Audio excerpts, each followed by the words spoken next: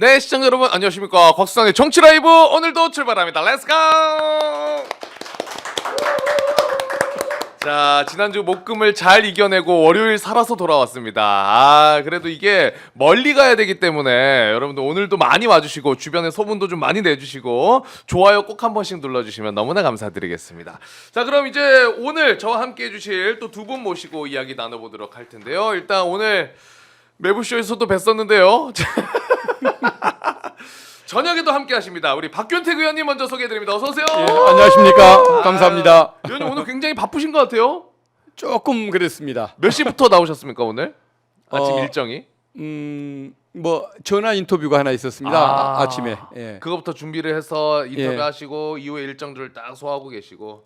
예. 뭐 워낙 또 바쁘시죠 지금 더군다나. 예, 시기 상황 때문에 시기적으로도 예, 그렇고. 그래서 그런 것 같습니다. 네, 맞습니다. 근데 오늘도 어쨌든 뭐 다들 알고 계시겠지만 다시 한번 좀 해석도 해주시고 논평도 해주시고 지금 좀 예. 부탁드리도록 하겠습니다. 그리고 속 시원하게 언제나 우리의 가려운 부분을 긁어주시는 분이죠. 우리 노영희 변호사님 어서 오세요. 안녕하세요. 변호사님 살아남았어 진짜. 아니 제가 네. 사실은 저 나온 그 다음 날 봤거든요. 이 방송을. 동접자가 너무 많은 거예요. 동접자 많이 올랐어요. 2,000명 넘게 올라가더라고요. 네. 우리 때는 1,000명이 안 됐거든요. 어. 그 전날은. 내 덕분이 아니까. 그거 맞습니다. 근데 아니고요. 잘하셨어요. 근데 네. 이제 그런 말씀 드리기는 뭐하겠지만은 오늘 왜 200분밖에 안 계시죠? 이거 아니 의원님 때문은 아니에요. 여러분 이거 조금 이겨내야죠 우리가 같이.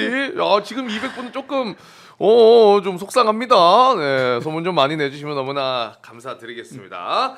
자, 그러면 이제 현안에 대해서 저희가 좀 이야기를 나눠봐야 될 텐데 일단 민주당에서 만든 이제 검찰 독재 대책위원회 거기에 이제 두 분이 함께 이름 올리셨어요? 예, 변호사님도 그렇습니다. 마찬가지로? 네, 그렇죠. 그렇습니다. 이게 네. 지금 언제부터 시작이 된 겁니까? 지난달에 지난달에. 예, 그렇습니다. 10월에 시작됐습니다.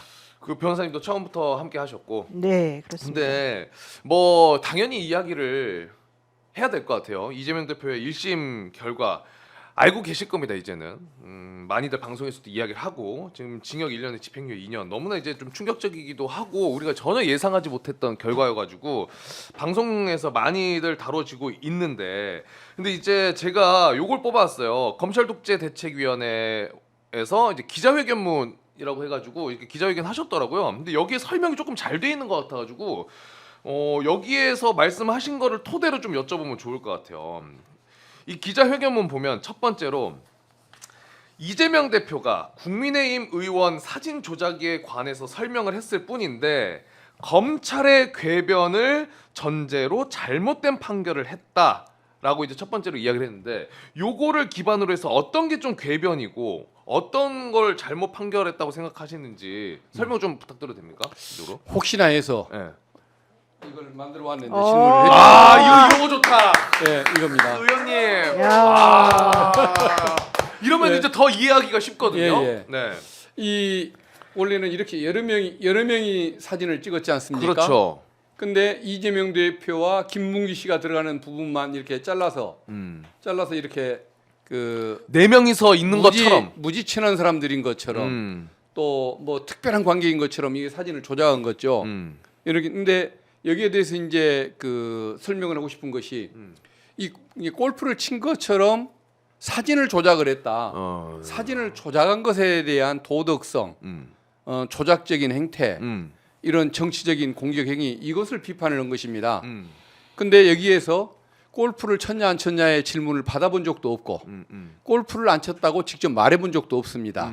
그래서 이런 사진을 골프를 친 것처럼 모양을 만들려고 사진을 조작하는 이런 행태에 대해서 비판을 했을 뿐인데 이것을 가지고 마치 골프를 쳐놓고 안 친 사람처럼 거짓말을 했다라고 공격을 한 것이죠. 그러니까 그 이재명 대표의 그 발언 관련해서 한 예. 방송에서 나온 거를 가지고 그렇게 지금 유죄를 한 거잖아요. 근데 예.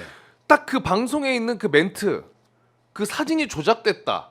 그것만 가지고 해석을 한 거. 다른 데에서 뭐 한 거 없이. 다른 건 없었죠. 골프 쳤냐 안 쳤냐 질문을 받은 적도 없고 저는 골프 안 쳤어요라는 얘기를 한 적도 없습니다. 그러니 확실히 안 했다는 건 팩트인 거죠. 예, 그런 거죠. 예, 골프를 친 것처럼 음. 이렇게 사진을 게시를 했습니다. 음. 그런데 나중에 확인해 보니까 여럿이 찍은 사진 중에 일부를 떼어서 사진을 이렇게 조작한 것이더군요라고 얘기를 했던 것이거든요. 그러면 그건 그 골프를 쳤다 안 쳤다가 문제가 아니고 이런 뭐 조작적인 행태를 취했다는데 그 의미를 두고 이런 내용 아니겠습니까? 근데 이것을 따로 떼내서 이 부분은 골프를 쳐놓고 안 쳤다라고 허위 주장을 했다라는 식으로 검찰은 기소를 하고 법원이 또 그걸 받아주는 이런 판결을 했습니다. 그러니까 여기서 핵심은 저 뒤에 말이에요. 이재명 대표가 하고 싶었던 말은 사진을 그러니까 있는 그대로 보여주질 않고 마치 4명만 친 것처럼 그렇지. 저런 식으로 오해하게끔 상황을 만들어 주었다. 이제 요걸 사실은 말을 하고 싶었던 것이잖아요. 네. 근데 검찰은 그 앞에 골프 쳐놓고 골프 친 것처럼 이렇게 네가 말을 그렇게 오히려 아닌 것처럼 거짓말하지 않았냐. 요 핵심이 여기 있다고 말을 한 거고 판사님도 그 앞에만 방점을 두고서 검찰의 주장 그대로 받아들였기 때문에 이게 억울하다. 그리고 이런 식으로 그 사람이 지금 앞에 말한 것에 대해서만 방점을 쳐서 전체 맥락을 따져보지 않고 말하는 것은 이상하지 않냐. 요게 이제 핵심인 거죠. 그래서 이제 여기에도 적혀 있지만 경위나 목적 이런 거를 제멋대로 좀 추측을 해가지고 재판부가 동조한 꼴이다 이렇게 적으셨는데 제가 봐도 아니 다른 데서 발언들이 종합적으로 있어가지고 판단을 그렇죠. 했으면은 아 그래 이거는 그럴 수도 있겠다라고 그냥 우리가 어딜 떠나서도 상식적으로도 그렇게 할 수가 있잖아요. 근데 이제 저는 요거 보면은 뒤에도 얘기를 뭐 드리긴 하겠지만은 또 검사를 오래 하셨잖아요. 근데 검사가 기소장을 내지 않습니까? 이렇게 공소장. 공소장을 내면 그거를 재판부에서 이제 판사가 아 이거 공소장이 좀 말이 안 맞지 않나?라고 속된 말로 좀 빠꾸시킨 경우도 있긴 있죠. 그러니까 응. 조금 표현이 틀렸으면은 네. 표현을 수정할 기회를 주고 근본적으로 틀에 문제가 있으면 그때는 무죄를 해야겠죠. 그 공소장 그대로 쓰더라도 문제가 있으면은 예. 공소장 문제가- 변경, 공소장 변경을 먼저 요청하고 그 공소장 변경을 받아들이지 않는 경우에는 그럼 좋아. 내가 생각하는 너희들의 그 기소 내용과 이것은 안 맞으니 나는 무죄 이렇게 판결하는 게 일반이라는 거죠. 근데 이번에는 공소장 변경 없었나요? 이상한 관련해서는 공소장 없었죠? 변경이 있었습니다. 있었어요? 네. 그러니까 여러 가지를 잡다하게 검찰이 공소장을 썼는데 기억은 처벌할 수가 없고 법에도 맞지 않거든요. 교유행위. 법에서는 행위를 처벌하게 돼 있지 기억을 처벌하는 내용은 없습니다. 그러니까요. 그러다 보니까 이것을 행위란 말을 넣어서 구속 요건에 맞게 공소장을 쓰도록 다시 기회를 줬고 그러다 보니까 검찰이 만들어 온 말이 1년 동안 연구해서 교유행위라는 말을 만들어서 교유행위에 관하여 거짓말을 했다라고 공소장을 바꾼 거죠. 교유행위 원래는 잘 안 쓴. 아니 없는 말이래요. 없는 말이에요? 예. 애초에? 그러니까 왜냐하면 구성 요건에 법조문에 보면은 이 허위사실 공표와 관련된 공직선거법에는 행위 뭐 이렇게 처벌하게 돼 있는 거예요. 근데 김문기를 모른다 안다 이와 관련된 건 기억에 관련된 부분을 본인이 개인적으로 그러니까 주관적으로 말을 한 것이기 때문에 그렇죠. 그건 원래 처벌할 수가 없고 죄형 법정주의라고 해가지고 원래 법조문에 나와 있는 그것을 아주 엄격히 해석해서 피고인에게 죄를 물는 것이 당연한 건데 그게 없으니까 이제 판사님이 이거 이상하다. 공소장 자체가 좀 잘못된 거 아니냐. 아하. 이건 기억에 관한 건데 니네들이 지금 주장하는 거는 행위가 도대체 뭐고 그럼 여기 다른 것들은 뭐냐 이제 이런 걸 물어봤죠. 아하. 그러니까 검사가 그럼 좋다. 김문기와 교유행위를 해놓고 안 했다고 네가 거짓말했으니 교유행위라고 하는 말을 우리는 넣어가지고 공소장을 변경해 주마 했어요. 그렇게 변경을 그러니까 했다. 판사님이 교유행위 그거에 대해서는 사실은 안 받아들인 거나 마찬가지이고 대신에 아까 말한 것처럼 그 골프 사진 관련해서 넌 분명히 거짓말한 거다 이렇게 이제 말을 해버린 거죠. 그렇게 판단을 한 거고. 그리고 이제 두 번째가 백현동 관련된 건데 여기 이제 기자회견문에 또 이렇게 있습니다. 백현동 관련해서 이재명 대표가 실제로 하지 않은 말을 왜곡해서 기소한 검찰의 주장 요거를 그대로 인정하고 유죄로 판단했다. 심각한 오판이다라고 이야기를 하셨는데 요걸로 기반해서 이제 또 좀 해석을 해주신다면은 어떤 부분이 하지도 않은 말이고 어떤 부분을 왜곡해서 기소를 한 거고 그거를 좀 설명해 주실 수가 있어요? 국토부가 협박을 했지만 그러니까 5개의 공공기관이 있습니다. 식품연구 문제가 되는 식품연구원 부지를 비롯해서 LH공사라든가 뭐 또 다른 그 기업들에서 5개의 기업이 있었습니다. 근데 이 중에 그 이 5개 전체에 대해서 국토부가 용도를 변경해 달라고 협박했지만 들어주지를 않았습니다. 그리고 나중에 식품연구원 부지에 대해서 또 새로 별도로 요구를 하길래 여기에 대해서는 절반을 들어주게 됐습니다. 그래서 주거용지로 바꿔달라는 정부의 요청과 그 업무용 그 용지로 남기고 싶어서 회사가 들어오게 하려는 그 상업용지로 바꾸고 유지하고 싶은 욕심을 합해서 준주거지역으로 바꿔줬던 겁니다. 라고 얘기를 했거든요. 협박을 했지만 안 들어줬다. 새로운 요구가 있어서 절반을 들어줬다. 이렇게 얘기를 했던 것인데 그냥 중간말 다 빼버리고 협박해서 들어준 것처럼 그걸 검찰이 기소를 했고 와. 법원도 그것에 따라서 유죄 판결을 내렸습니다. 그러니까 저는 오늘 매부쇼에서 사실 이거 처음 들었거든요. 왜냐면 이거에 대해서 많이 다뤄지지를 않는 것 같고 모르시는 분들도 저는 꽤나 있을 수도 있다라고 생각을 해요. 제가 이제 워낙 잘 몰라서 그런 걸 수도 있지만은 다시 한번 정리해 보자면은 이재명 대표가 당시에 얘기를 했던 거는 국토부 협박 있었다. 근데 용도 변경 안 해줬다. 협박이 있었지만 안 해줬다. 근데 다른 건에 있어가지고 용도 변경을 한 게 있다. 이렇게 발언을 한 건데 예. 이 나눠져 있는 거를 국토부에 협박이 있어서 용도 변경을 해줬다. 이렇게 또 검찰이 기소를 하니까 재판부에서는 협박 없었는데 용도 변경을 한 거는 네가 한 거 아니야? 이렇게 시작부터 잘못됐다는 거잖아요. 예, 맞죠. 예. 이거 어떻게 봐야 됩니까 이거를? 그러니까 이것은 그야말로 그 새로운 창조를 한 것이죠. 그러니까 언어의 의미를 거두절미 뭐 또 중간 몸통 생략하는 방법으로 언어의 의미를 바꿔버렸고 어쨌든 연결해 보면 그 말이 있었던 건 맞겠죠. 그렇지만 진짜 의미는 달라지는 거 아닙니까? 그렇죠. 그렇게 해놓고 나서는 그것을 이제 인정된다고 유죄를 했고 특히 협박 부분의 의미를 둬가지고 국토부는 협박을 안 했는데 협박을 했다라고 그 부분은 또 강조를 해서 유죄 판결을 했거든요. 근데 심지어 안 했다라고. 협박을 했다라는 그 표현이 있지 않습니까? 네. 그게 제가 보기에는 인정이 된다고 보거든요. 그 부분도 공문으로 이거 당신들 여러 번. 예, 꼭 해줘야 하는 건 아니다. 의무는 아니다라고 공문으로 회신을 했기 때문에 협박도 아니고 의무에 따라 해준 것도 아니고 스스로 자체적으로 했다라는 것이 검찰의 주장이고 법원의 판단이지만. 그러니까 이렇게 보면 돼요. 예. 예를 들면 제가 곽수산 씨에게 야, 나 1,000원 내놔. 1,000원 내놔. 꼭 줘야 되는 건 아니지만 내놔. 제가 그러면서 막 위협을 하는 거예요. 말하자면 위협이라고 하는 건 표현이 싫으면 수산아 1,000원 주볼래? 1,000원 줄래? 1,000원 줘. 1,000원 주라니까 1,000원 내놔. 저 얘기를 한 몇 번을 했습니다. 니네 집에 예쁜 애가 있더라. 뭐 예를 들면 이런 식으로 하면서 꼭 줘야 되는 건 아니야. 1,000원 있으면 줘볼까? 이렇게 말해요. 자, 그러면 곽수산 씨 어떻게 느껴요? 저 누나 너무 무섭다. 그렇게 생각할 수 있죠. 그렇게 생각할 수 있잖아요. 네. 그게 바로 이제 협박. 실질적으로 그런 일이 가능하든 안 가능하든 개인적으로 주관이 느낄 수 있는 감정에 대한 얘기인 거잖아요. 그렇죠. 감정에 대한 건데. 네, 이제 그것을 협박이라고 볼 수 있느냐 없느냐, 이게 협박죄에 해당하냐 아니야, 이거는 따질 수 있다고 봐요. 하지만 지금 이거는 공직선거법상 허위사실 공표와 관련된 내용이잖아요. 네. 그것을 어떻게 허위사실을 볼 수 있겠습니까? 자기가 느낀 건데. 그러니까 그거 느낀 거 플러스 실제 그로 인한 결과물을 이제 아까 말씀하신 것처럼 섞어버렸다는 거잖아요. 그렇지. 그러니까 그게 상식적으로는 우리가 첫 번째 말이 안 되고 이 백현동 관련된 부분 관련해서는 특히 공직선거법이라고 하는 것이 이제 문제가 되려면 이 국회에서 증언 및 감정에 관한 법률 위반죄하고 두 개를 비교해 보면 이쪽이 먼저 국회에서 있었던 일에 대해서는 고발 조치가 이루어져서 뭔가 거기에 상응하는 조치가 취해져야지만 죄를 물을 수 있는 거예요. 그렇죠. 근데 지금 이거는 그렇게 좀 고발도 안 이루어진 사건에 대해서 이 공직선거법상으로 지금 문제가 있다라고 검찰이 기소를 해버린 거를 판사님이 야, 이거 법리상 말이 안 되는 거야. 이거는 공소기각이야. 이렇게 해줘야 되는 거를 그렇지. 그런 걸 따져보지도 않고 검사가 말했으니까 맞는 말이네.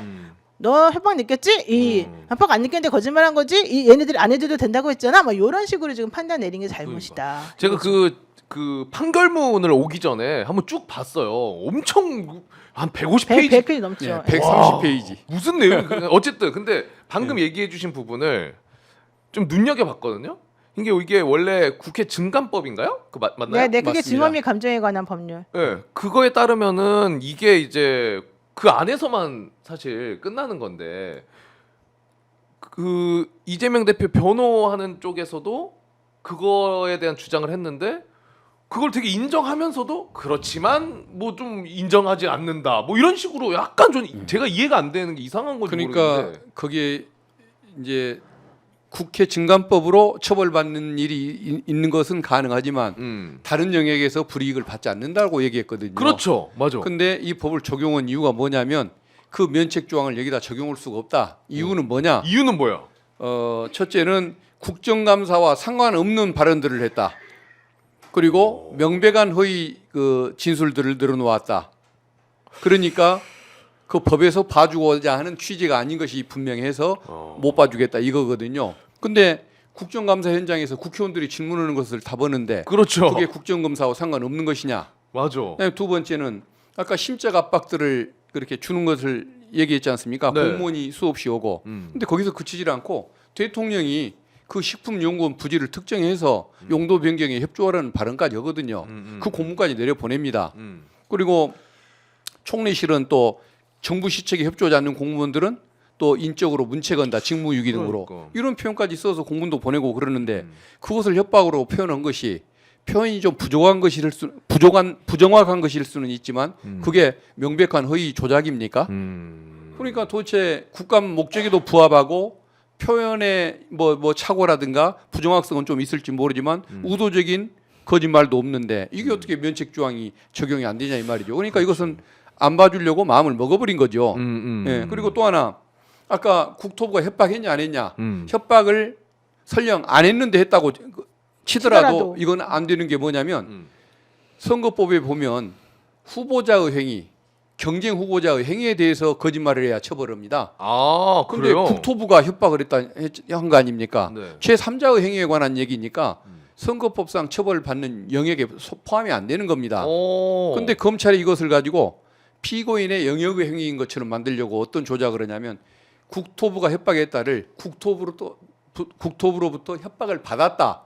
수동태로 문장을 바꿔버리는 거죠. 아, 그 어떤 차이가 있어요? 협박을 그러니까 받았다로 바뀌어지면? 협박을 했다면 저 협박을 행위자, 한 사람의 행위자. 영역에 행위자. 속한 행위인데 국토부의 영역. 협박을 받았다는 나의 영역에서 빚어진 일 아닙니까? 아. 그러니까 수동태로 문장을 바꾼 건데 설령 그렇다고 할지라도 그것을 상대방이 얘기하는 걸 들었던 것이지 내가 하는 행위는 아니지 않습니까? 그렇죠. 나의 행위가 아니긴 마찬가지거든요. 아무리 문장을 그래 장난을 쳐도 그러면은 검찰의 기소도 잘못됐고 그것을 그대로 받아준 법원도 그 법률의 구속 요건을 맞추지 못한 법적으로 정확치 못한 판단을 했다는 것이 제 생각입니다. 아, 지금 댓글로도 많은 분들이 저를 응원해 주시면서도 하면서도 무슨 말인지 모르는 거 아니냐.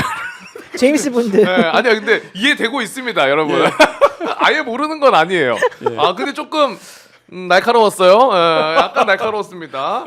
근데 이제 저는 그런 생각이 들더라고. 이 협박이라는 게 아까 변호사님 얘기해 주신 것처럼 저는 정확한 예시를 들자면은 예를 들어 최욱 선배가 방송 갔어 저한테.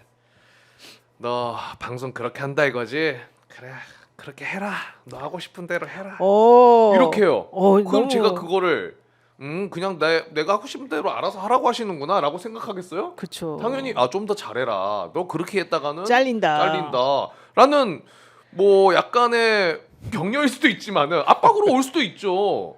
근데 그거를 그래도 최욱 씨가 말은 너 하고 싶은 대로 해라라고 했으니 그건 협박이 아니다. 이렇게 좀 판단한 거 아닌가? 그렇죠. 예를 들자면 정확해요. 정확하잖아요. 네, 정확해요. 그 느낌이 좀 들더라고. 예. 그래서 이거를 어떻게 봐야 되나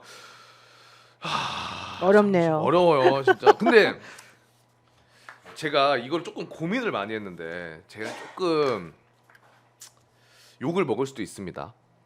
근데 냉정하게 그냥 의원님은 가만히 계셔도 돼요. 그래도 당에 계시니까 의원님이시고 가만히 계시는데 우리 변호사님한테 여쭤볼게요. 진짜 아무것도 모르는 제가 순수한 궁금증이 들었어요. 1심이 이렇게 나왔잖아요. 근데 기사들 보고 방송들 보면은 2심 그리고 대법원 대부분 1심 이렇게 나면은 뒤집기가 쉽지가 않다라는 것들이 많이 들리더라고. 일단 그거는 맞습니까? 쉽지 않은 거는? 원래 1심 그러니까 1심 판결이 항소심에서 뒤집히는 퍼센테이지가 한 30% 정도 된다고 해요. 30%? 예. 근데 물론 이제 그 타이밍마다 좀 다르겠지만은, 그러니까 전혀 없는 건 당연히 아닌데 지난번에 양승태 대법원장 있을 때 1심 판결을 그대로 유지하고 2심에서는 가급적이면은 뒤집지 말아달라 이런 공문을 내렸어요. 법원에 판사님들한테. 그래 왜 그러냐? 사람들이 자꾸 항소한다. 뒤집힐 걸. 그러고 나니까 정말 1심 판결이 오히려 조금 길게는 되더라도 2심을 항소를 잘 안 바꿔주는 거예요. 항소를 해도 항소 기각을 해주고. 그러니까 그것이 이제 점점 쌓여가지고 마치 1심은 무조건 그냥 그대로 끝나는 것처럼. 근데 그렇게 되면 우리가 2심하고 3심하는 이유가 전혀 없잖아요. 예, 그렇게 해서 사실 문제들이 되게 많았었어요. 네. 예, 그리고 난 다음에 이제 이게 좀 바뀌어가지고 이명수 대법관 이제 오면서 대법원장 오면서부터는 그런 거 하지 말고 제대로 된 심리해라 이제 이래가지고 상황이 바뀌었거든요. 그러니까 뭐 1심 판결이 뒤집어지기 어려운 거는 맞지만 그런 일이 뭐 없거나 벌어지지 않거나 이건 아니에요. 아예 가능성이 없는 건 아니다. 그럼요, 당연하죠. 그럼 제가 지금 한 20년 정도 변호사하고 우리 의원님께서도 엄청나게 오랫동안 지금 검사 출신 변호사로 활동하시지만 실질적으로 1심에서 2심 뒤집어지는 예는 왕왕 있고 많이 있고요. 또 우리들이 보기에 이해할 수 없는 1심 판결 되게 많습니다.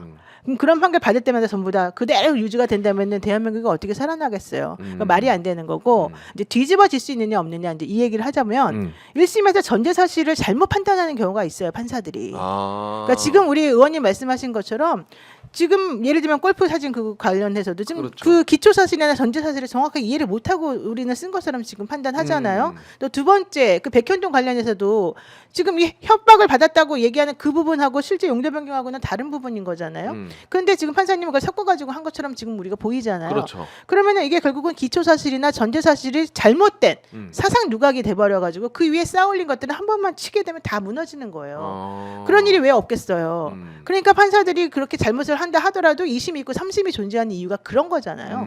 그러니까 지금 이 판결 나고 난 다음에 언론에서 뭐 일부 언론입니다. 일부 언론에서 뒤집어지지 않는다는데 이렇게 얘기하는 경우들이 많은데 그거 다 저는 아니라고 보고. 세 번째 또 하나 제일 중요한 겁니다. 21대든 뭐 22대든 그 전이든 공직선거법상 허위사실 공표죄로 징역형을 선고받은 예가 없어요. 하나가 있는데 그 하나는 그 사람은 뇌물과 관련된 그 사건이 있었기 때문에 징역을 선고받은 거예요. 다 최소한 아무리 많이 받아봤자 벌금 150만 원 이런 거였어요. 그래서 우리가 그 이야기를 네, 많이 네. 나눴던 거고. 네, 근데 이번 사건 같은 경우가 정말 과연 그런 정도 행위에 해당합니까? 본인이 적극적으로 나서가지고 뭐 얘기를 먼저 꺼낸 것도 아니고 질문을 받는 과정에서 벌어진 일이었는데 그런 것들에 대해서 즉흥적이고 소극적으로 대답을 하는 상황에서 이 사람이 다른 사람을 낙선시키거나 혹은 자기를 당선시키겠다고 이렇게 허위사실을 유포했다? 이렇게 보기가 어려운 거거든요. 그러니까 이거는 과거의 예하고 비추어 보아도 현실적으로 이거는 받아들이기 어려운 판결이다. 그럼 이런 걸 뒤집지 않으면 어떻게 되겠느냐. 또 네 번째가 하나 더 중요합니다. 네 번째 또 있어. 있어요. 지금 이 판결에 분노하는 사람들이 되게 많아요. 많죠. 물론 국민의힘 의원님들이나 아닌 분들은 좀 그쪽에 관여돼 있는 분들은 뭐 어차피 이재명이가 잘못한 거 4번 리스크 이제 뭐 현실화된 건데 뭘 화를 내? 너네 자꾸 이게 유죄 나오니까 딴소리하지 이렇게 말하는데 한동훈 제일 신났잖아요 지금. 그동안 찍소리도 못하고. 네. 근데 지금 이번에 가장 중요한 네 번째 얘기는 이 사건의 기소가 벌써 사법적으로 이 사람을 죽이겠다는 의도로 만들어진 기소라는 거잖아요. 기소 자체가. 네, 이런 종류의 기소는 사실 선택적 기소인 것이고 검사들이 우리 의원님 검사 출신이지만 배타적으로 이 기소 독점권을 가지고서 마음대로 휘두른 결과물이란 말이에요.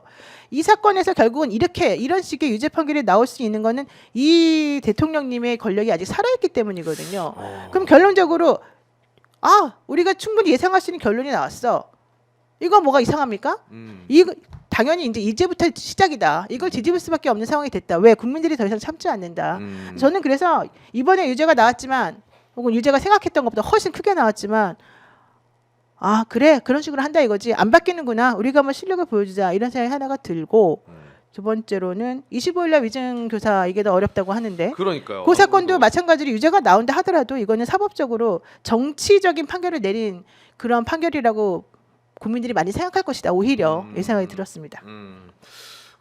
그러면은 또 하나 궁금한 게 지금 이재명 대표가 1심에서 유죄 나온 그 논리를 따라가서 보자면은 사실 윤석열 대통령도 비슷한 게 많거든요. 예전에 허위사실 관련해 가지고 이거 많죠, 많죠. 가장 이제 대표적으로 제가 잘 알고 있고 이해하고 있는 게 김건희 여사 도이치 주가 조작 관련해 가지고 그 당시에 후보였죠. 그때 한 4달 정도 맡겼는데 손실 봐서 돈 빼고 절여냈다. 근데 이거 손실 본 것도 아니고 심지어 그때 당시에 손실 봤던 돈을 또 돌려받았죠. 돌려받았잖아요. 주포한테 돌려받았나? 네, 주포한테 돌려. 근데 이게 실제로 이건 팩트로 나온 거잖아요. 근데 이런 거에 관련해서 이걸 지금은 그러면 수사를 뭐 당연히 뭐 대통령이니까 그렇다고 치고 이게 그 뭐라 그러죠? 기간 공소시효. 공소시효. 그 얼마나 됩니까 이게? 선거법 위반은 6개월인데 아 선거가 끝나고 2달 만에 대통령 취임했지 않습니까? 그렇죠. 4개월. 2달 빼준 다음에 네. 정지가 됐으니까 퇴임 후로부터 4개월이 남습니다. 퇴임 후에 4개월. 예. 그럼 아직 뭐 죽은 건 아닌 거네. 퇴임하더라도 4개월 동안은 시간이 있는 거고. 예, 충분히 남아 있습니다. 퇴임 후에 수사 어쨌든 좀 그때 되면 할 수 있겠죠. 그래도 아마 표정이. 퇴임 시기도 앞당겨질 수도 있고 아무튼 잘 될 겁니다. 이대로 무사히 넘어갈 수는 없겠죠. 저처럼 악행을 쌓는데 어느 국민이 저것을 그냥 방치를 하겠습니까? 줄리 앙뚜아네트님이 네. 우리 박균택 의원님 후원했습니다. 아, 그래요? 열일하신 의원님 감사합니다. 후원. 열일하시니까. 아유 저렇게 훌륭하신 시민이 계시는군요. 감사합니다. 근데 이번 그 결과 관련해 가지고 변호사님이 퇴직한 부장 판사님이랑 뭐 나눈 대화가 있어요. 그 무슨 네, 얘기입니까? 네. 아니 이제 이 사건이 이제 결론이 난 다 판결이 선고된 다음에 제가 아는 분들하고 얘기를 당연히 나누겠죠. 근데 그 판결 선고 나자마자 그냥 팍 먼저 튀어오른 기사 중에 하나가 중앙하고 이제 조선 이런 데서 나온 건데 이분은 정통 법관이다. 이분은 치우치지 않는다. 뭐 어떤 활동 같은 거 하지 않고 정치적 견해를 드러내지 않았다. 이런 얘기를 하더라고요. 네. 그래서 제가 알고 있는 30년 된 정통 법관 출신 그리고 실질적으로 그런 종류의 어떤 선입견이나 이런 걸 내보내지 않았던 그런 분에게 물어봤죠. 네. 이 사건에 대해서 어떻게 어떻게 생각하시냐. 생각하시냐? 예, 그랬더니 이제 카톡으로 이렇게 저하고 주고받은 내용이었습니다. 뭐라고 하시는데 보여주세요 하면은 어. 되게 뭐가 많이 나와 있어요. 뭐 있습니까? 자료 화면이 없나요 여기는? 없어. 말로 해야 돼.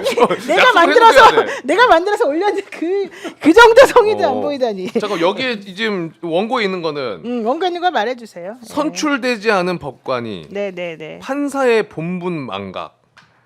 검사 판사가 대선 후보 고르는 나라가 과연 민주국가인가? 이렇게 이야기를 하셨다는 건가? 네네. 그러니까 이게 뭐 제가 나름대로 해석을 해보자면은 법관이 이제 선출되는 게 아니죠. 근데 검사 그리고 판사가 대선 후보를 고르는 나라. 그러니까 1심 결과로 따지면은 이재명 대표에 대해서 정치적으로 사실 끝내겠다는 느낌이잖아요, 뭔가. 그러니까 이분이 이렇게 말해요. 이게 무슨 꼴이야. 국민이 대통령으로 키워내고 있는 사람을 일개 판사 손끝에 운명을 맡기다니 나라 망할 일 아니야. 이분이 이렇게 말했어요. 여기서 핵심은 국민이 대통령으로 키워내고 있는 사람을 판사가 정치적으로 이런 식으로 판결해서 그 사람이 목숨줄을 끊어놔도 되느냐. 국민이 그 사람이 대통령이 되기를 원하거나 그 사람이 정치하기를 원하는데 그걸 못하게 지금 이렇게 막는 것이 맞냐? 이제 그 전제는 당연히 기소가 엉터리라는 뜻도 이제 포함이 돼 있는 거겠죠. 그러면서 그 한 부장판사에 대해서 얘기하면서 아무리 누구처럼 정통 법관이라 해도 이거는 너무 심한 거 아니냐. 판사 입만 쳐다보면서 정적을 죽이려고 하는 거다. 이거는 정치할 생각은 안 하는 모양새다. 이제 이런 얘기를 하셨고 관련해 가지고 나도 30년을 내리 판사만한 내가 이 사건을 맡았더라면 나는 무죄를 선고할 거 아니면 이 사건은 고도의 정치적 사건이니 오히려 내가 공소 기각을 하거나 왜 사법부가 판단할 게 아니라는 그런 뜻에서 아니면 스스로 회피하였을 것이다. 근데 지금 이런 식으로 행동하는 것은 옳지 않다. 이런 얘기를 하시더라고요. 그래서 내가 다른 실제 정통 법관 중에 이렇게 생각하시는 분이 계시다는 걸 알려드리려고 제가 여러분들한테 소개를 해드렸던 거죠. 그 의원님한테 그럼 여쭤보고 싶은 게 예. 다른 거 다 그렇다 치고 진짜 많이 양보를 하더라도 지금 변호사님이 얘기해 주신 것처럼 허위사실 공표로 징역이 나온 사례가 없다고 하셨잖아요. 하나 있었던 그 하나 빼고는 최근에. 그러니까 그만큼 드물고 사실 말도 안 되는 중형이 나왔다라고 많이들 보고 계시는데 이 재판 결과가 이렇게 나온 거에는 어떤 좀 이유가 있다고 생각을 하시고 판단하십니까? 그 제가 이렇게 아는 세게 나온 범위 내에서도 거는, 네. 허위사실 공표를 가지고 그 죄명만으로 벌금형을 넘는 판결을 한 경우를 들어보지를 못했습니다. 근데 저는 유죄 무죄에 관심을 갖는 사람이기 때문에 유죄가 선고된 것에 대한 충격일 뿐 양형에 대한 충격을 크게 받는 것은 아닙니다만은 이 양형은 분명히 지나치죠. 지나치다. 전례가 없던 일이니까. 네. 근데 저는 이제 이 양형을 보면서 양형이 높다는 자체에 대한 불만보다도 이거를 이렇게 유독 이렇게 센 양형을 한 거 보면은 어떤 피고인에 대한 굉장한 뭔가 편견, 불만, 불신 이런 것을 가득 안고 있었구나. 그것의 표현이라는 것들이 더 마음에 좀 걸리는 부분인 것 마음에 같습니다. 걸리는 부분이다. 예. 오케이, 알겠습니다. 그러면은 제가 의원님 나오셨으니까 아까 변호사님이 얘기해 주신 것처럼 이제 위증교사 사건 25일인가요? 네. 25일 얼마 안 남았는데 다음 주 월요일 그 정도 되겠죠? 근데 의원님이 그 녹취 파일 공개하신 거 있잖아요. 30분짜리. 예, 예, 제가 예. 그거 오늘 오기 전에 싹 듣고 왔거든요. 예.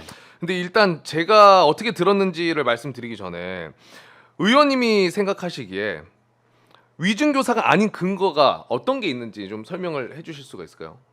이번 이제 25일 사건 일단은 관련해서. 직접적으로 나를 도와주기 위해서 거짓말 해달라는 얘기가 없지 않습니까? 그리고 내용을 살펴보더라도 있는 대로 해달라.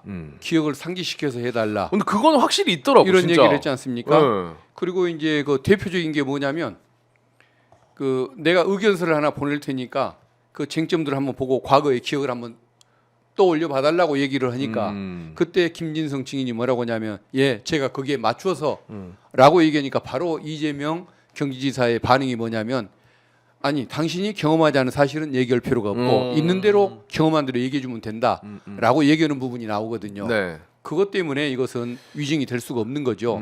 위증 교사가 될 수가 없는 거죠. 다만 한 가지 좀 오해되기 쉬운 표현이 뭐가 있냐면 들었다고 하면 되지 뭐 이런 표현이 있거든요.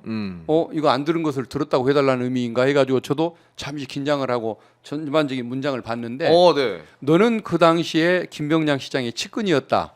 측근 비서였지만 재선 선거 운동을 위해서 밖에 지금 나가 있었던 때 아니냐.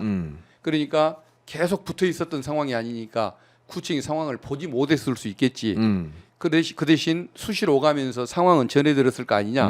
그러니까 봤다고 얘기할 필요도 없고 분위기를 전해 들은 것을 전해 들은 대로만 얘기해 주면 되는 거다. 그래서 들었다는 얘기가 보았다고 거짓말할 필요가 없다는 의미인 것이지 안 들은 것을 들었다라고 얘기해 달라는 의미가 아닌 것이 맥락에서 다 드러나고 있죠. 그래서 이것은 교사죄가 될 수가 없는 것입니다. 그러니까 이게 뭐가 중요하냐면 사람들이 말하는 게 김진성이 나 위증했습니다라고 말했다는 거. 이제 그걸 가지고서 위증교사 유죄라고 주장하는 사람들이 많아요. 근데 보세요. 위증을 할 수는 있어요, 그 사람이.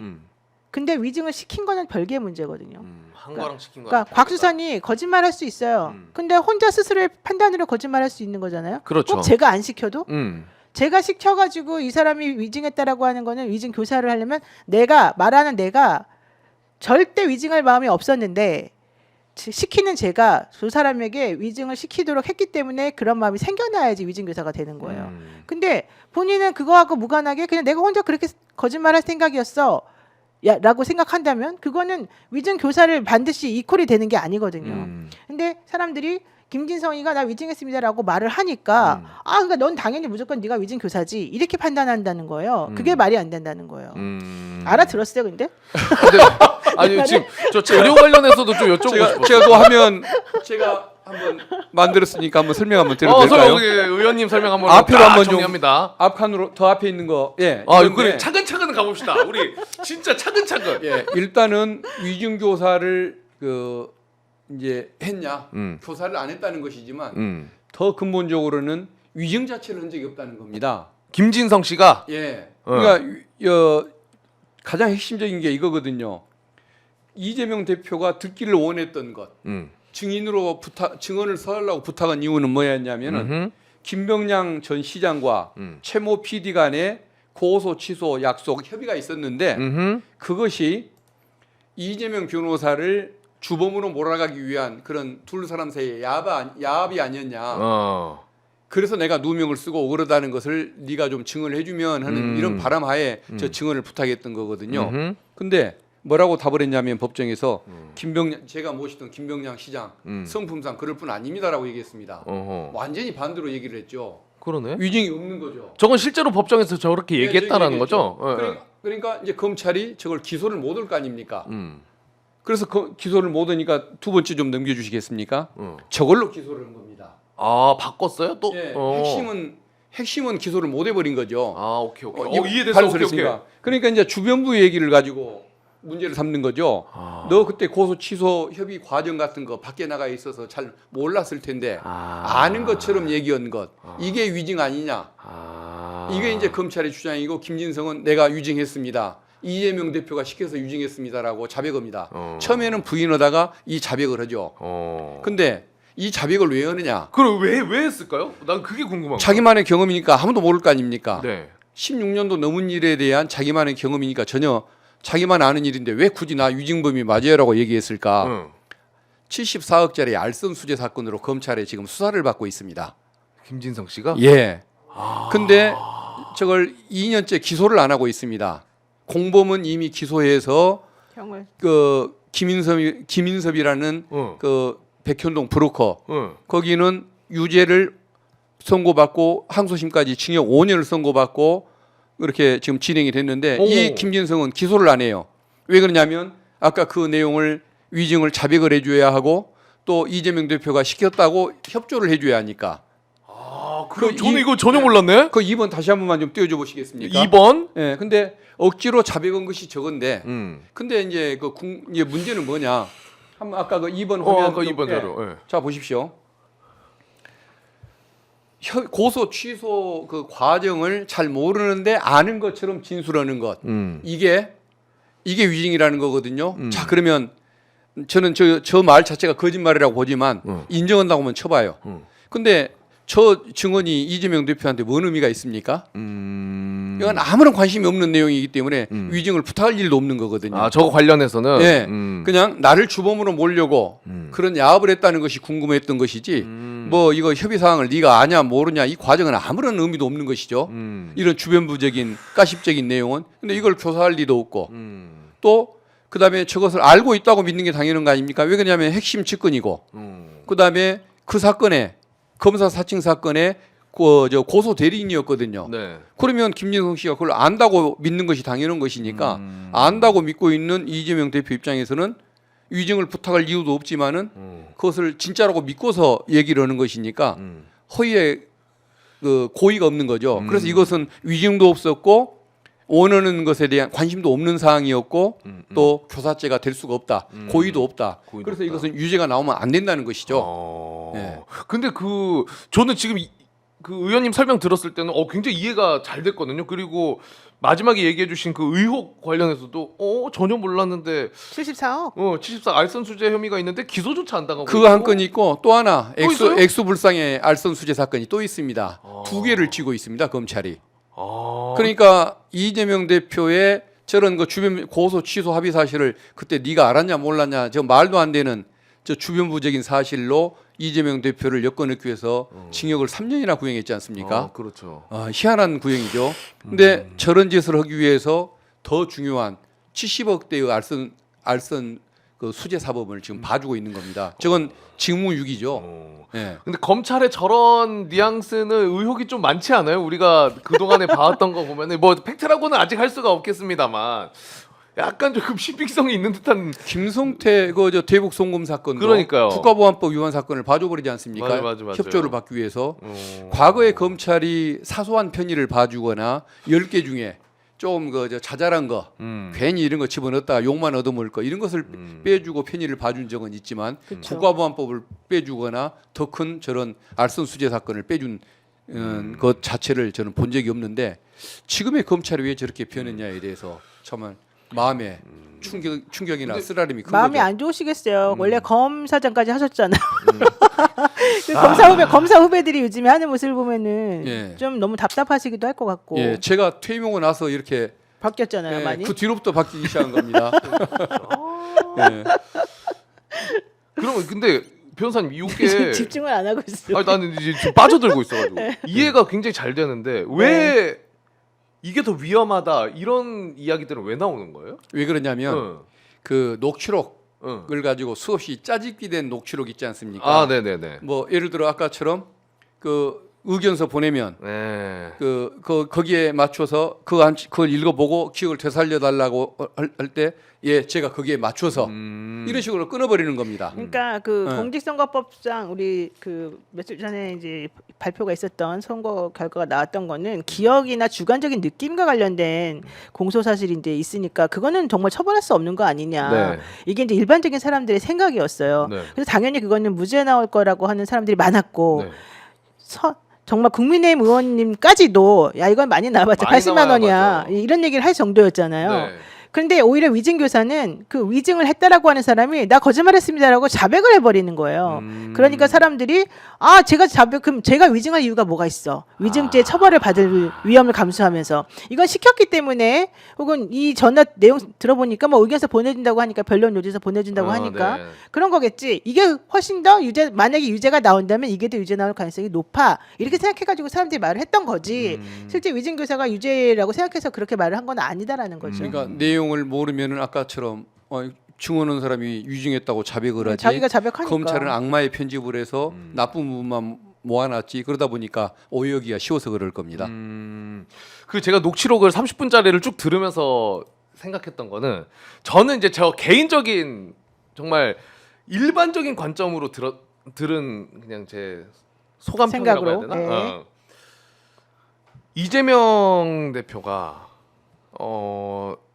정말 얘기하신 것처럼 그냥 기억나는 대로 얘기를 해달라 그런 식으로 그리고 단 하나도 좀 이거 아닌 거를 좀 이렇게 맞다는 식으로 얘기를 해줬으면 좋겠다라는 발언은 하나도 없어요. 근데 중간에 약간 그 논란이 되는 그 발언이 제가 그럼 거기에 맞춰가지고 한번 좀 하겠습니다도 약간 김진성 씨가 그 말이 나오기까지 통화가 꽤 길더라고요. 그러니까 그 내용들을 듣고 기억을 뭐 한번 되짚어 봐달라, 있는 사실 얘기해달라 이런 과정 중에 어찌 됐던 간에 그 텔레그램으로 내가 그냥 이렇게 변론하는 거를 보내줄 테니까 한번 읽어보시고 기억을 떠올려 달라. 그러니까 예 제가 뭐 그럼 한번 맞춰가지고 한번 하겠습니다.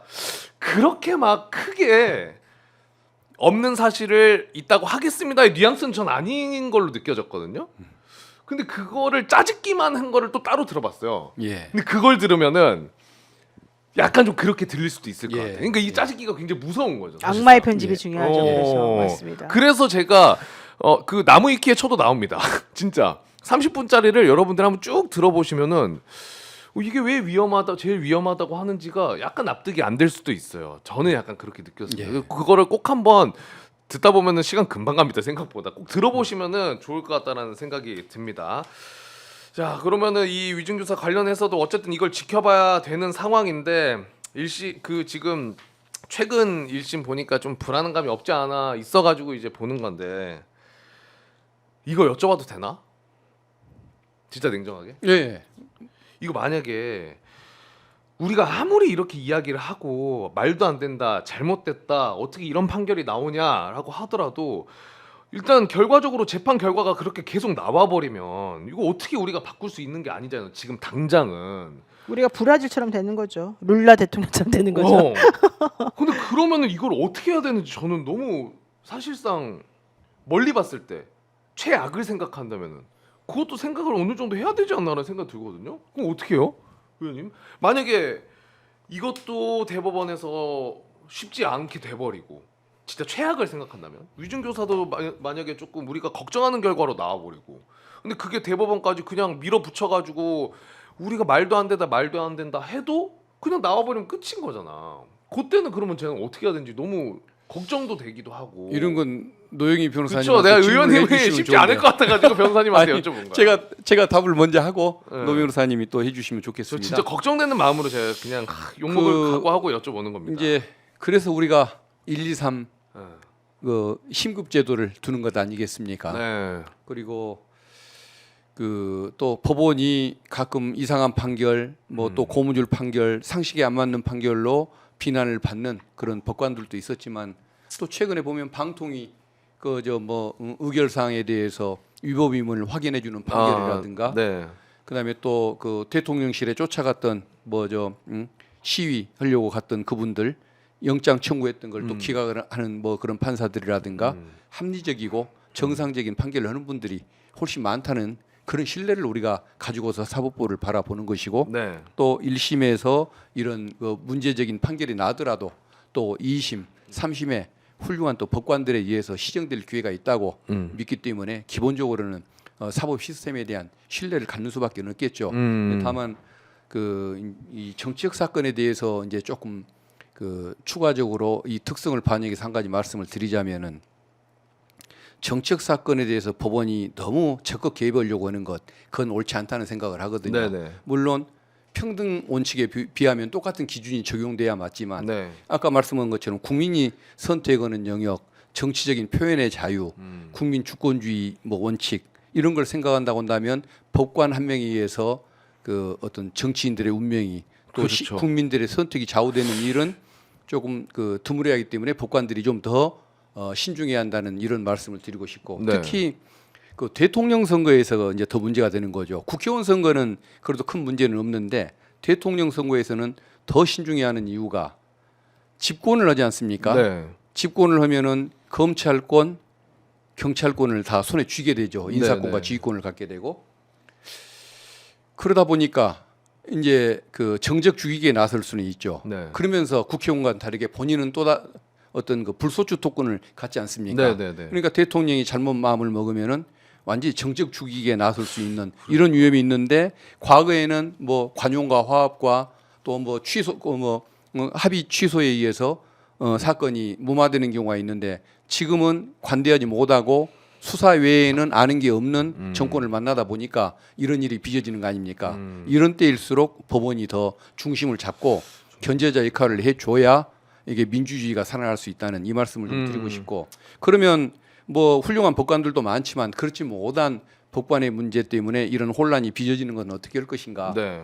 결국은 법관도 우리 그 국민들 사이에서 살아가는 분들이니까 국민들이 좀 깨어있는 의식을 가지고 또 이런 중요한 정치적 사건에 대해서는 직접 쟁점과 또 뭐 주제에 대해서 연구도 좀 하고 잘못된 것은 비판도 하고 이러면서 법관 3명이서 모든 걸 결정하는 것이 아니고 국민들도 다 알고서 비판하는 이런 그 눈초리로 지켜보고 있으니까 우리가 더 조심해야겠구나. 내 마음대로 결정하는 것은 너무도 큰 그 사법부에 대한 불신을 가져오겠구나라는 이런 판단이 들게끔 관심을 가져주고 비판해주는 것 이런 노력이 필요하다는 생각을 해봅니다. 아무래도 국민적 여론도 어느 정도 그래도 반영이 되긴 하겠죠. 그렇죠. 네. 어쨌든 여론으로부터도 독립해야 하는 것이 판결이라고 우리가 배우고는 있지만 그래도 대한민국 사회에서 국민과 더불어 살아가는 법관들도 국민의 눈치를 안 볼 수는 없는 것이니까 좀 건전한 관심과 비판은 뭐 충분히 필요하다고 생각을 합니다. 네. 일단 반딧불이님께서 그렇게 될 경우에 국민들이 무서운 걸 알게 됩니다. 이렇게 말씀하셨는데 그 말이 맞는 것 같고 근데 그럼에도 불구하고 만약에 우리들이 생각하지 못했던 방향으로 결정이 나고 확정 판결이 나온다. 그거 어쩔 수 없는 거예요. 우리가 이런 상황을 우리 국민들이 만들었다. 이렇게 말할 수밖에 없어요. 근데 제가 우리 국민들이 보기에 이런 거를 납득하기는 어려울 것 같아요. 왜냐하면 예컨대 한동훈 그 국민의힘 대표가 정말 제가 보기엔 너무 무식한 말을 하고 있습니다. 무슨 얘기를 하냐면 25일 날 위증교사 판결 때 마치 이재명 대표를 법정 구속해야 된다는 취지로 그때 당시에 뭐 징역형이 나오거나 이렇게 되면은 법정 구속시킬 수 있다. 왜? 이 국회의원이라 하더라도 체포동의안 지난번에 가결시켜 놓은 것이 있으니까 그걸로 그냥 하면 된다 이런 말을 하는 거예요. 네. 근데 현실적으로 그 말을 한 이유는 일부러 지금 그 재판을 하는 판사님들에게 법정 구속 시켜라라고 압박하기 위한 용어로밖에 사실 저는 안 들리거든요. 근데 그 말 자체가 얼마나 무식하고 말이 안 되는 소리냐면 체포동의안을 가결시켰던 건 지난 국회 때 그 얘기고 이미 국회 구성원들이 다 바뀌었습니다. 그리고 현재 지금 나와 있는 이 국회하고는 이 회기 자체가 다르기 때문에 이미 지난 걸 가지고서 이걸 할 수도 없는 거예요. 그런데 검사 출신이고 법무부 장관까지 하셨던 당 대표님께서 그런 말을 하면서 지금 재판부를 압박하고 있는 거거든요. 아직 판결 선고하지 않은. 근데 이런 식으로 보게 되면 국민들이 이걸 뭐라고 느끼겠어요. 이게 바로 정권을 가진 자들이 이 재판부에게 이런 식으로 압력을 행사하는 거다라고 느낄 수밖에 없는 거고 그런 상황에서 난 살고 싶지 않다. 이건 옳지 않다라는 생각을 계속 할 수밖에 없는 거잖아요. 그렇죠. 저는 그래서 결국은 우리가 믿을 거는 국민밖에 없다. 이렇게 생각합니다. 우리가 믿을 건 국민밖에 없다. 네. 그러면은 지금 어쨌든 그거는 우리가 지켜봐야 되는 부분이 워낙 많으니까 최대한 좀 긍정적으로 생각을 하고 의원님이 얘기해 주신 것처럼 그래도 사법부를 조금의 희망이라도 가지고 믿고 이제 기다려야 되는 부분인 거고 저는 이제 가장 관심 갖고 있는 게 이제 김건희 특검법이거든요. 요게 당연히 거부권 쓰겠죠. 저희가 많이 다뤘습니다만.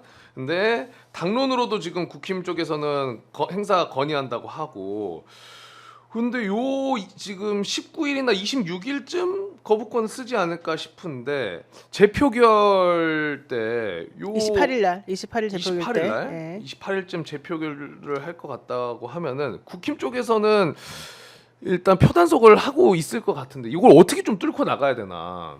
특검법이 이번에는 저는 돼야 이게 좀 같이 좀 쫙 불이 붙을 것 같다라는 생각이 들거든요. 어떻게 좀 예측을 하십니까, 의원님은? 그냥 방치해서는 8명의 국회의원을 합류시키기 어렵겠죠.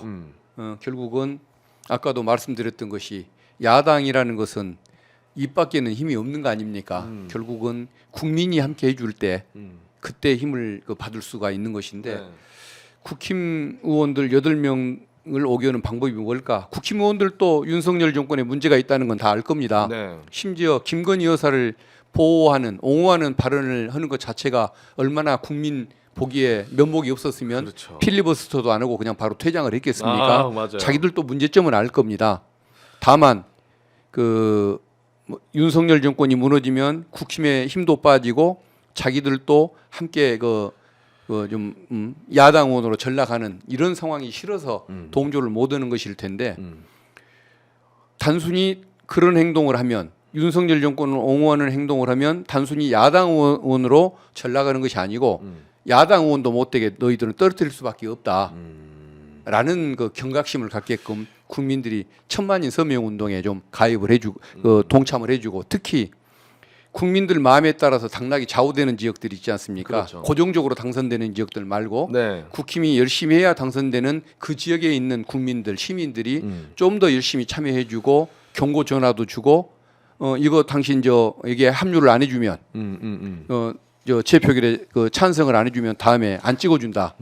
야당 되는 걸 걱정하는 것이 아니고 국회의원 못 올 것을 걱정하라라고 좀 지지, 응원, 비판의 전화를 좀 주시고 그럴 때 겁을 먹은 또 국민이 주인이라는 걸 새삼 느끼는 국회의원들 8명이 넘어올 것이거든요.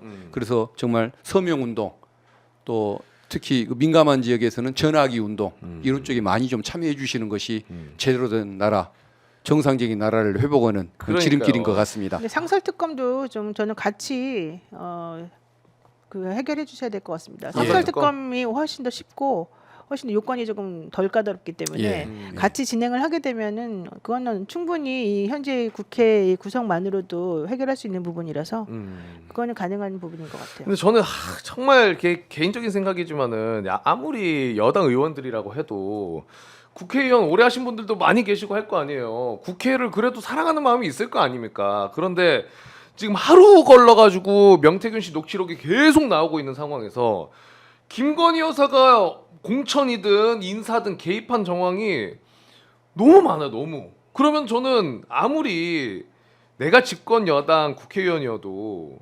국회의원으로서 여야를 떠나서 의원으로서 자존심은 좀 상하지 않을까라는 생각이 들거든요. 오늘도 나왔죠. 윤한홍 관련해가지고 명태균 씨가 얘기한 또 녹취가 나왔는데 그거 일단 저희가 준비되어 있는 게 있어가지고 그거 한번 듣고 올 수 있습니까? 한번 들려주시죠. 윤한홍이 사모한테 사모 딱 전화해봐. 윤 의원님 비서실장 안 돼요. 내가 했지. 윤한홍이가 비서실장에 나가서 사모님 윤한홍이는 훌륭한 사람입니다. 서울대를 나왔고 인사비서관하고 서울시에 있었고 경남도에 있었고 그렇게 훌륭하신 분을 어떻게 그 선거판에 비서실장을 씁니까? 귀한 그릇은 귀한 손님을 때 써야 됩니다. 안 돼요. 바로 때부터 이유 설명 없이 안 돼. 바로 신랑 전화해갖고 내가 윤한웅 의원한테 안 된다 했으니까 당신 그래 알아. 윤한웅이는 더 이상 못 나가요 저때. 네. 윤한웅 이거 못 나간다니까. 나중에 봐요. 그 윤한웅 얘기하지 말고 윤한웅이 내 때문에 잘렸어요. 거기서 나가는 거. 내가 빠간술 됐고 자기 집에 가서 술 먹고 놀고 그 한 3-4시간 놀다 왔거든. 이제 그 본인이 교육위원장을 했잖아. 그러니까 김건희 사모 지금 학력 부풀리기부터 해가 뭐 학력 위조 뭐 이런 거 나왔잖아요. 그럼 윤은혜가 가만히 있겠어요? 근데 조혜진이가 민주당 걸 다 잡고 있잖아. 그래가 윤은혜 저 교육부 장관을 막은 거예요. 아, 요거 듣고 오셨는데 일단 도지사 뭐 나가는 거를 아니 일단은 맞고 윤한홍 안 되고 비서실장도 안 되고. 예. 근데 그거를 김건희 여사가 윤한홍한테도 전화하고 또 윤석열한테도 전화해가지고 당신 그래 알아 안 된다고 그랬으니까 요 이야기를 하는 거예요. 근데 이제 명태균 씨의 목소리 뭐 주장일 수도 있고 뭐 그럴 수는 있지만은 사실 명태균 씨가 저렇게 얘기한 것들 중에 그대로 이행된 것들이 너무 많단 말이에요. 그렇죠. 그렇죠. 요거 일단은 그러니까 너무 많이 또 나온 거예요. 이게 한두 개가 지금 아니라. 제가 지금 말씀 하나 드릴 게 뭐냐면은 강혜경 씨가 오늘이 9번째 창원지검에서 조사를 받고 있는데 네. 강혜경 씨가 제출한 녹취록 관련해서 이 자료들이 2만 건이 넘어요. 2만 건. 네, 그것들을 지금 창원지검에서 이제 수사를 하고 있었는데 네.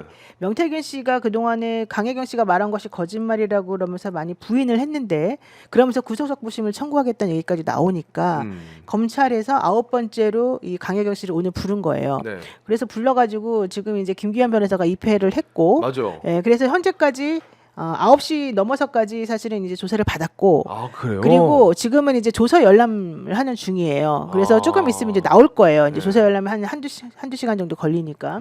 그런데 이제 제가 들은 바로는 오늘 한 조사는 그거래요. 명태균 씨가 그동안에 관련해 가지고 뭐 예비 후보들이나 이런 사람들한테 돈을 좀 받았네 안 받았네 뭐 이런 얘기 하는 거, 그다음에 그 현실적으로 공천 관련해서 뭐 어떻게 했네 어쨌네 이제 이런 얘기 이제 그것과 관련된 내용들을 오늘 수사를 했다는 거고 창원지검의 또 다른 부서에서 이걸 또 맡았다는 거예요. 뭘 맡았느냐 하면은 이 대통령이나 이 김건희 여사 관련해서 지금 나오고 있는 여러 가지 농단과 관련된 내용들 있지 않습니까? 네네네. 그거는 다른 부에서 지금 이걸 또 맡았대요. 그래서 다시 강혜경 씨를 또 불러가지고 이제 그 부분에 대해서 또 수사를 다시 할 예정이긴 한다는 건데 이게 무엇을 의미하느냐면 정치자금법 위반으로 축소시켜가지고 선관위에서 고발한 내용만 원래는 수사를 하려고 하고 원래는 검찰에 그것만 하려고 했었고 꼬리 자르기를 하려고 했었었는데 그렇죠. 그냥 명태균의 과시로 그렇죠. 그냥 예. 좀 한 거 아니냐. 근데 워낙 그 이후에 나오고 있는 것들이 너무 많고 네. 명태균이가 워낙 말을 한 게 너무 많고 지금 녹취도 한두 개 나오는 게 아니지 않습니까? 오늘도 벌써 한 3개 지금 터졌고 앞으로 나올 게 줄줄줄 쌓여 있는 상황에서 게다가 지금 김건희 여사하고 명태균 씨 간의 대화가 오고 간 카톡도 지금 그 사진 같은 것도 5장이나 확보했다 그러고 사진 그 핸드폰에 들었던 것도 많은 증거들을 다시 만들어 찾아냈다고 하잖아요. 네. 게다가 이준석 의원이라든가 김종인 비대위원장과의 대화도 계속 많이 나오고 이제 그런 것들을 보니까 더 이상 이거를 수사를 축소하거나 뭐 선관위에서 조사한 내용만 가지고 할 수는 없다는 거예요. 아무리 그 약간의 가이드라인이 그렇죠. 있는 것처럼 보여도 내부적으로 이거는 더 이상 우리가 축소시키기에는 그렇죠. 그게 너무 부담스럽고 아. 그게 바로 이제 여론의 힘이라는 거예요. 그러니까 증거의 힘, 여론의 힘, 그리고 언론사들이 열심히 달려들어가지고 취재에는 취재의 힘이라고 저는 보거든요. 그렇죠. 근데 저는 이런 게 바로 대한민국을 바꾸는 이게 과연 2년 전, 3년 전에 상상이나 할 수 있는 것이었냐. 대통령이 그렇게 힘이 세, 이렇게 힘이 센 대통령이 사실 어디 있어요? 이렇게 지지율이 안 좋지만 끝까지 버텨나가는 게 바로 검사님들이나 그러니까. 이런 분들이 많이 도와주기 때문에 이런 거잖아요. 네. 근데 이제 더 이상 이렇게는 못 살겠다는 게 우리 국민뿐만 아니라 그동안 이 정권에 협조해왔던 많은 언론사들도 같이 느낀다는 거거든요. 저는 그래서 이제는 그렇게 걱정 많이 안 하고 실질적으로 뭐 이재명 대표에 대한 판결이 좋지 않게 나온다 하더라도 그건 이미 예견된 일이었다. 그러니까 더 이상 그걸 가지고서 우리가 걱정하거나 이렇게 하지 말고 네. 우리들이 나서서 목소리를 내면 바뀐다는 거를 우리가 믿고 그다음에 다 같이 한번 움직여 보자. 이 얘기를 지금 하고 싶어요. 아 어떻게 더 붙일 게 없어요. 저보다 훨씬 더 훌륭한 분이라는 아유, 걸 무슨 그런 제가 말씀. 인정하게 됩니다. 무슨 그런 네, 말씀이십니까? 옳습니다.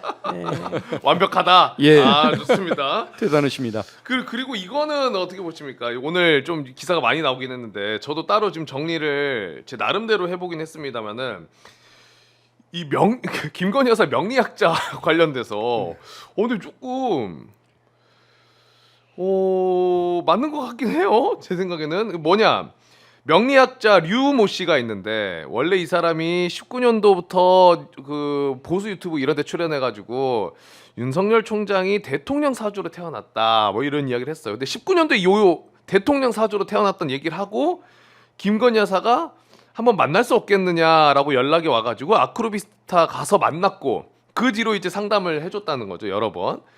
추윤 갈등 한창일 때 윤석열 거취에 대해서 물어보니까 이 명리학자가 천운이 좋으니까 살아난다. 그리고 21년 초에는 대선 출마해야 되냐고 그러니까 이 명리학자는 당연히 나가야 된다. 그리고 21년 말에 이제 이준석 대표랑 안 좋았죠, 갈등하고. 요때 준석이 어떻게 해야 되냐라고 물어보니 하극상 버릴 사람이지만 슬슬 달래서 가는 게 좋다, 이렇게 얘기를 해줬고. 근데 예측은 또 나쁘지 않아. 이대로 됐고 거의. 그리고 23년도 12월에 김건희 여사가 저 감옥 가나요? 라고 물어보니까 은둔하면 된다. 당신도 많이 깨달아야 한다. 제발 좀 나서지 좀 말아라. 이렇게 얘기를 했다라는 거예요. 근데 그 뒤로 실제로 한 153일 정도 김건희 여사가 활동 안 했죠. 하여튼 요 이슈가 좀 터졌는데 이 사람이 이야기한 것 중에 하나가 나뿐만이 아니라 분야별로 한 7, 8명씩 있다. 이런 이야기도 했다라는 보도가 나왔어요. 요거 좀 어떻게 보셨습니까? 제가 이분하고 사실은 스픽스에서 그 스픽스 나오셨더라고. 김건희 과거에. 여사, 그다음에 강혜경 씨, 그다음에 명태균 씨 사주를 놓고 분석하는 거를 같이 프로그램 하나 만들었어요. 만들었었어요? 그래서 1시간짜리를 방송을 했어요. 오. 근데 그때 거의 한 10만 조회 그러니까 하루 잠깐 틀었는데 하루 10만 조회 정도 나왔는데 그 언제예요? 댓글에 대략? 욕이 잔뜩 붙어 있는 거야. 2, 3주 전이었어요. 2, 3주 네, 전에? 한 2주 전이었나? 정확하지는 않은데 어쨌든 그래가지고 내가 그날 토요일날 이분이 틀었어요. 그 스픽스에서 제가 녹화를 목요일날 하고 네. 근데 일요일날 없어졌더라고요. 그래서 왜 없어졌냐 물어봤더니 하도 욕이 많아가지고 댓글을 비공개했다. 그러니까 댓글이 아니라 이 화면 자체를 비공개했대요. 오. 근데 내가 사실 그때 당시 잘했다 이렇게 생각한 이유 중에 하나가 아까 사진에 나온 그 류모모 씨의 사진은 옛날 사진이에요. 지금 사진은 저렇게 생기지 않았는데. 자, 사진 한번 띄워주시면 요거 이제 제가 찾아봤어요. 이건 옛날 사진이고. 이게 뭐냐면 아까 제가 말씀드렸지만은 나름 열심히 찾았습니다. 그러니까 잘했네. 19년도 때 유튜브에 출연해가지고 윤 총장이 대통령 사주로 태어났다. 이걸 보고 김건희 여사가 연락 왔다 그랬잖아요. 그 영상이 언제까 찾아보니까 요거더라고. 그러니까 그래서 김건희 여사가 이봉규 TV를 본다는 소리네. 왜 요거밖에 없어요. 제가 근데 봤을 저게 때는. 웃긴 게 뭐냐면 저분은 윤석열이 대통령 사주 태어났다고 했잖아요. 네. 근데 명태균은 윤석열은 그런 게 아니고 그 부인인 김건희가 대통령 부인 사주를 타고 태어났지 윤석열은 아무것도 아니야. 그러니까 더 서로 둘이 이렇게 부딪혀. 말이 안 맞는 거예요. 그래서 사실은 손절당했어요 저분이 최근에 저쪽 동네에서 명태균 씨가 나타난 다음에 네, 현실적으로 지금 그렇게 돼 있어요. 근데 이분이 또 그날 제가 방송할 때 사실 지금 여사가 좀 안 좋은 운이긴 하지만 네. 그래도 이 사람은 죽지 않는다 이렇게 말하는 거예요. 오. 그래서 내가 너무 황당무계해가지고 이거는 좀 틀면 안 되겠다 이런 생각을 했는데 그러니까 제가 생각한 게 바로 그거예요.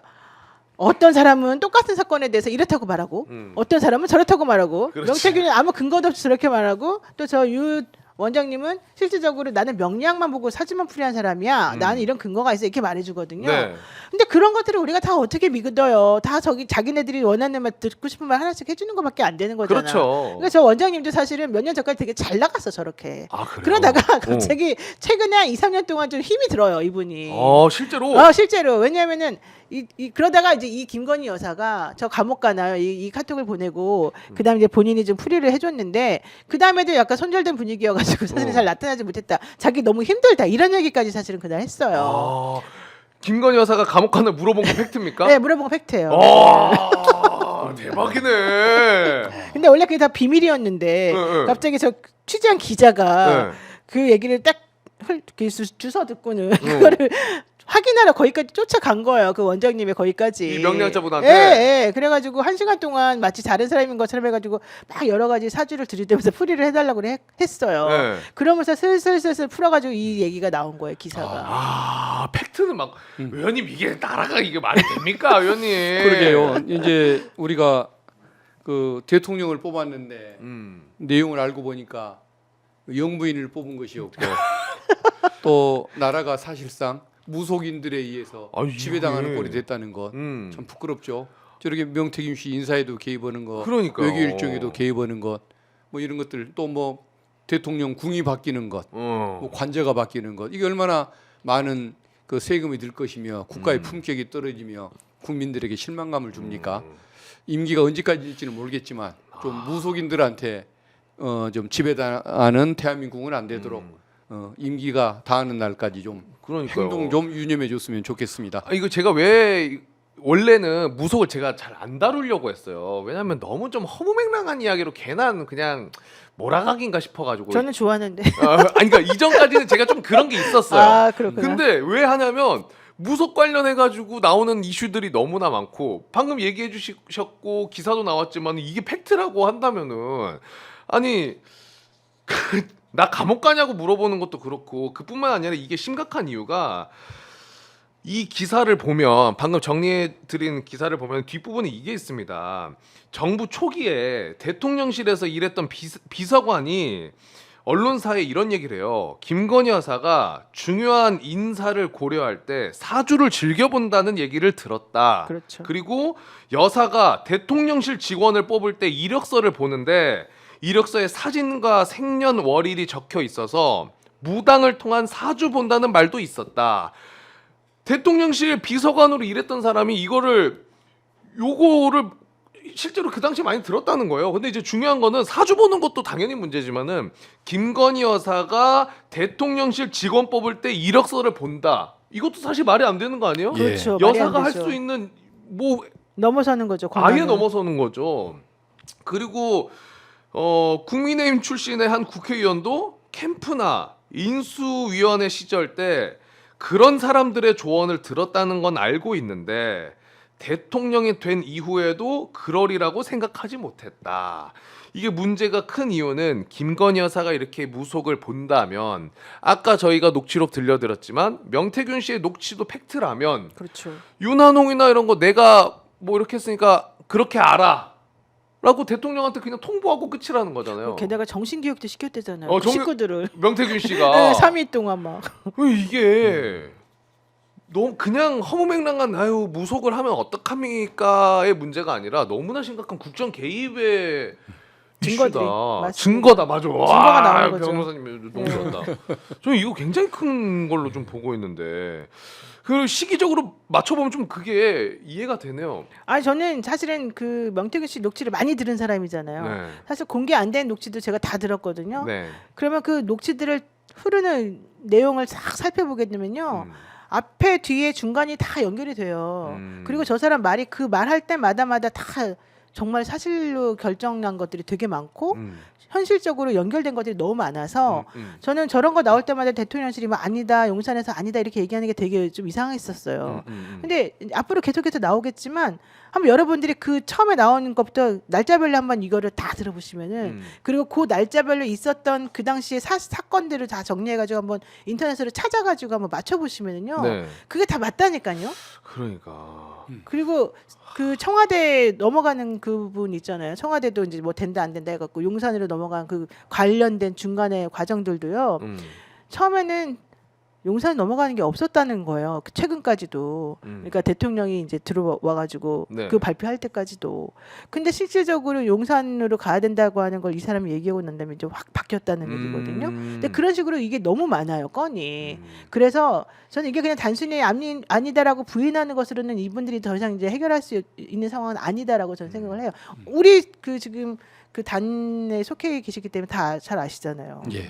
예, 게다가 더 중요한 거 신용환 교수가 그 인수위 때도 있었고 뭐 이런저런 여러 가지 캠프에 있었대잖아요. 네네네. 인수위 때 내가 잘 모르겠지만, 근데 현실적으로 그분이 가지고 있는 증거들을 살펴보게 되면은 너무 그 당시에 이런 사건이 벌어졌다는 게 맞고 그러니까. 또 하나는 무속적 분위기가 너무 많아가지고 힘들어서 나갔다는 사람들 많다는 얘기거든요. 그래요. 예, 무속에 특히 관심이 많네. 무속적 내가 중요한 분위기에. 얘기할 때 신경 안 쓰더니 무속 얘기만 나오면. 근데 어쨌든 그래서 나갔대요. 확 들어오네 예, 귀에. 그래서 나갔다는 사람도 있대요. 예. 그 오늘 JTBC도 지금 단독으로 아까 뉴스 보니까 명태균 씨가 복지부 장관도 추천했다 이런 기사가 나오더라고.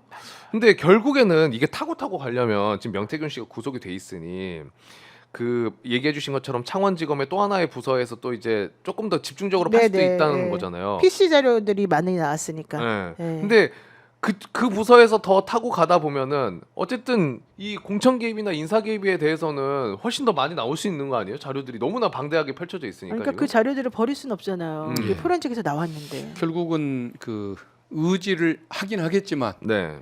그게 하는 신용에 그치는 것이냐 정말 하는 것이냐는 의지를 가지고 있냐 없냐에 따라서 좌우되겠죠. 오케이. 어쨌든 대통령이 임기가 지금 절반이 정상적으로 임기를 마친다면 절반이 남아 있는 상태에서 쉽게 협조할 참고인 피자는 없을 겁니다. 네. 명태균 씨도 저 이대로 그냥 꾹 참고 버티면 녹취록 안 까고 버티면은 어떻게 되겠습니까?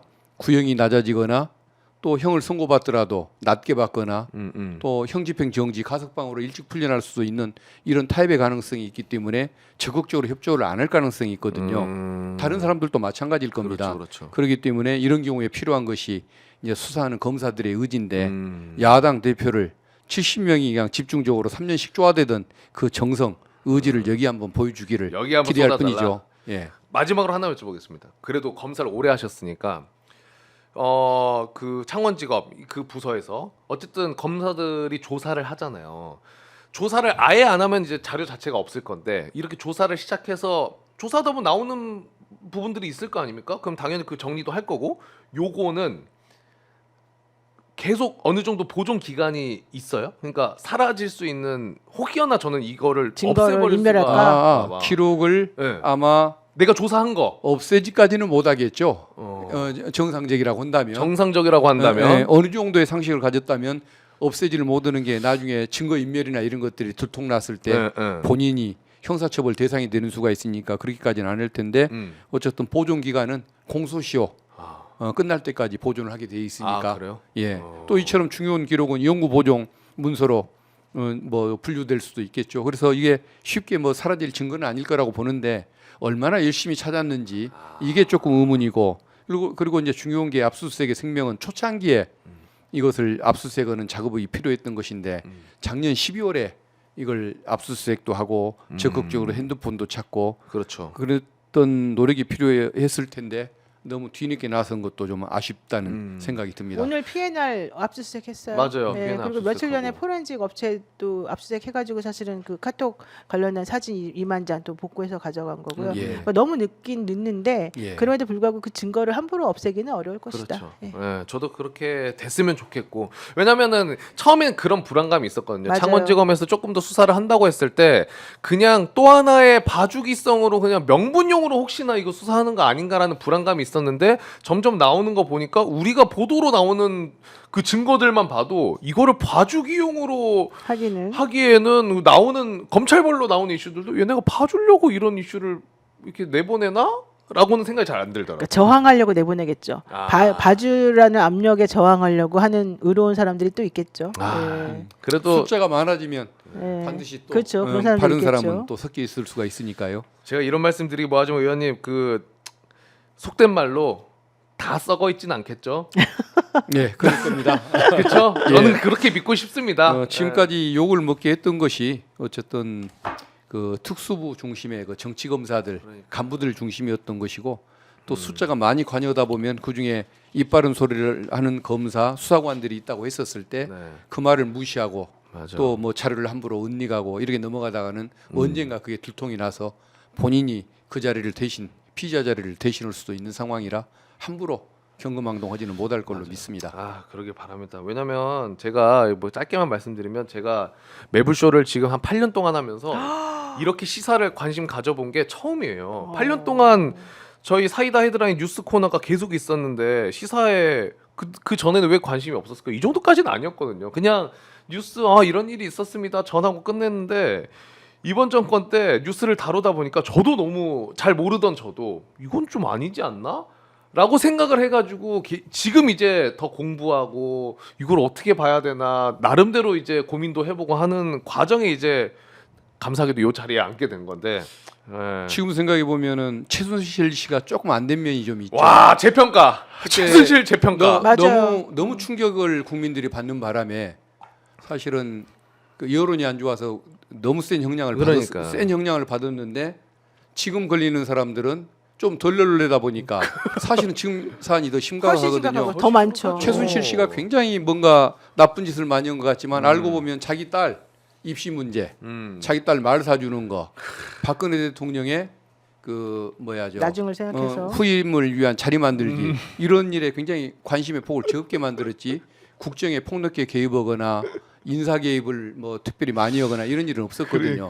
그러니까 참 지금 최순실 씨가 생각하면 좀 억울한 면도 있을 겁니다. 윤석열 대통령 자기를 그렇게 심하게 다뤘는데 자기는 저 사람은 뭔가 이런 좀 맞아.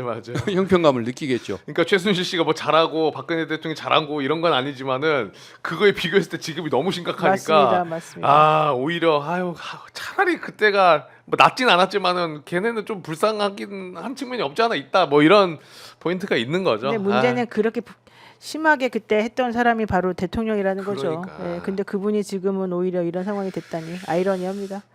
하여튼 제가 항상 말씀드리지만은 이렇게 심각한 상황이기 때문에 많은 분들이 제 주변에서도 그렇게 이야기를 하십니다만 뉴스 보는 게 힘드실 수는 있어요. 왜냐면 보면 스트레스 받고 짜증 나니까. 근데 요거를 놓쳐버린 순간 동력이 없어집니다. 우리가 계속 뉴스를 따라가고 그 의혹에 대해서 계속 쫓아가야 결국에 내가 움직일 수 있는 힘이 생기기 때문에 여러분 조금 힘드실 수는 있어도 항상 이렇게 찾아와 주셔가지고 뉴스 정리해 드리는 거 부족하지만 봐주시고 또 의원님도 고생 많이 하시잖아요. 응원도 많이 해주시고 변호사님도 마찬가지로 얼마나 고생 많습니까 사실상. 노영희 변호사님 정말 네. 보배 같은 존재입니다. 아이고 고맙습니다. 두 분 예. 너무나 고생 많으시니까 같이 응원해 주시면 감사드리겠습니다.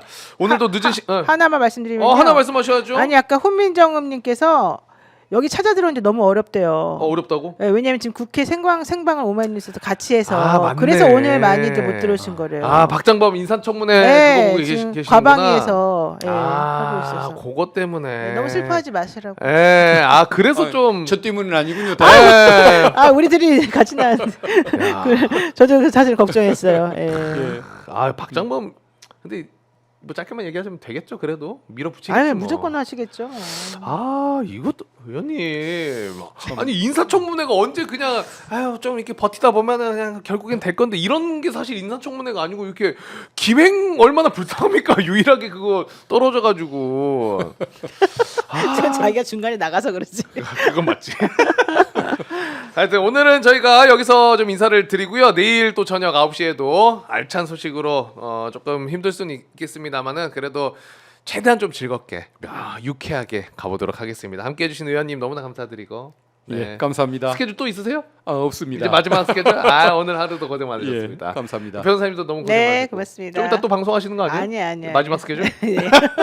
자, 저희는 두 분과 함께 여기서 인사드리고 내일 저녁 9시에 다시 찾아뵙도록 하겠습니다. 오늘도 함께해 주신 여러분 대단히 고맙습니다. 고맙습니다. 네, 감사합니다.